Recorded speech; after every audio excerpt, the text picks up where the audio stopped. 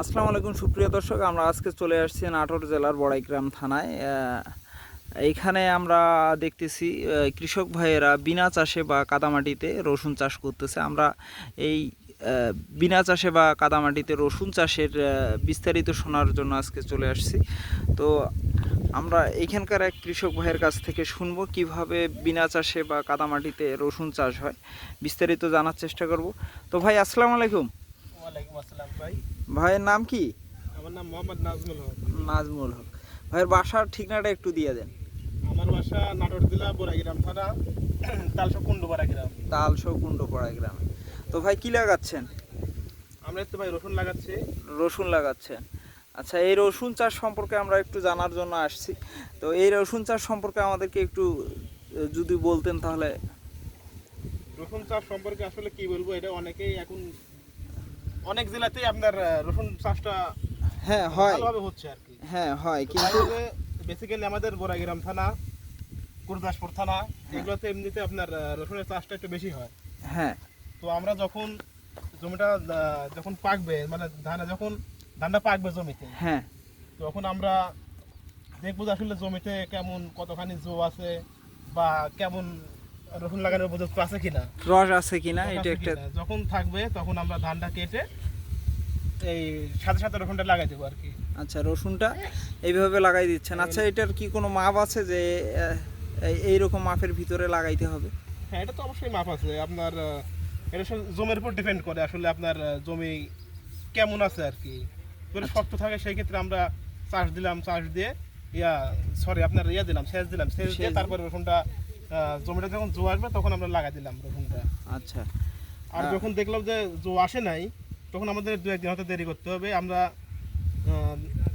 ঠিক আছে, হাতে 4টা কি 5টা এরকম একটা মাপ আছে, 4 আঙ্গুল বাই 4 আঙ্গুলে এরকম করে সারি থেকে সারি বা চারা বীজ থেকে বীজের দূরত্ব দিয়ে লাগাই দেন।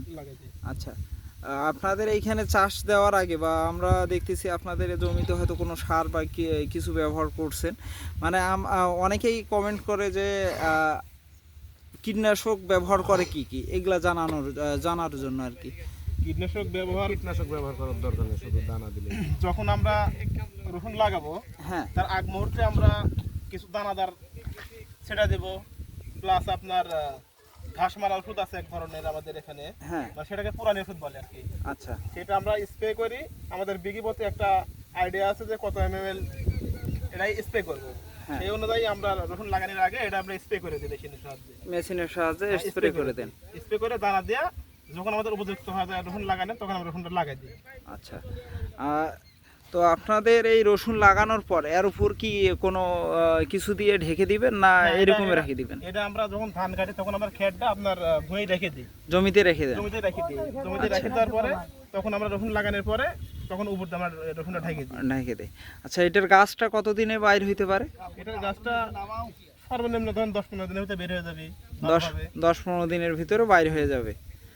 তো আর এই গাছটা বাইর হওয়ার পর আপনার সেচটা কতদিন পর দেন? সেচটা দেখা যাচ্ছে প্রথম সেচটা আপনার জমিতে যদি জো থাকে, হ্যাঁ, সেই ক্ষেত্রে আমরা একটু দেরি হবে, যেমন ধরেন 15 দিন কি 20 দিন, 1 মাস লাগতে পারে। 15 দিন 20 দিন। আচ্ছা, যখন সেচ দেন আপনারা তখন আগাছা বা এইরকম কোনো কিছু আসে না, বা আগাছা না ছত্রাকনাশক আগাছানাশক কোনো কিছু ইউজ করেন?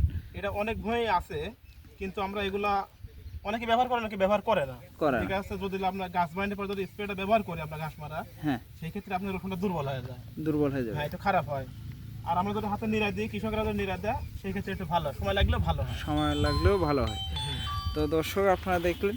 আচ্ছা, এখানে আপনারা সেচ দেওয়ার সময় কি কি সার ব্যবহার করেন বা কি কি কীটনাশক ব্যবহার করেন?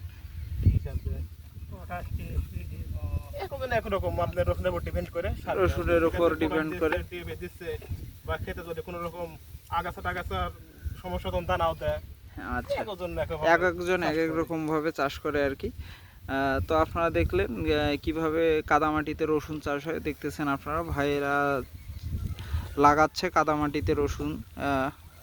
তো আপনাদের যাদের সরেজমিনে এসে দেখার ইচ্ছা হবে, আপনারা চাইলে সরেজমিনে এসেও দেখতে পারবেন, বা আপনাদের কারো যদি এই রসুনের এই বীজ বা প্রয়োজন হয় তাহলে স্ক্রিনে দেওয়া নাম্বারে ভাইদের নাম্বার দেওয়া থাকবে, আপনারা চাইলে ইনশাল্লাহ যোগাযোগ করে বীজ সংগ্রহ করতে পারবেন। তো আজকের ভিডিও এই পর্যন্তই ছিল।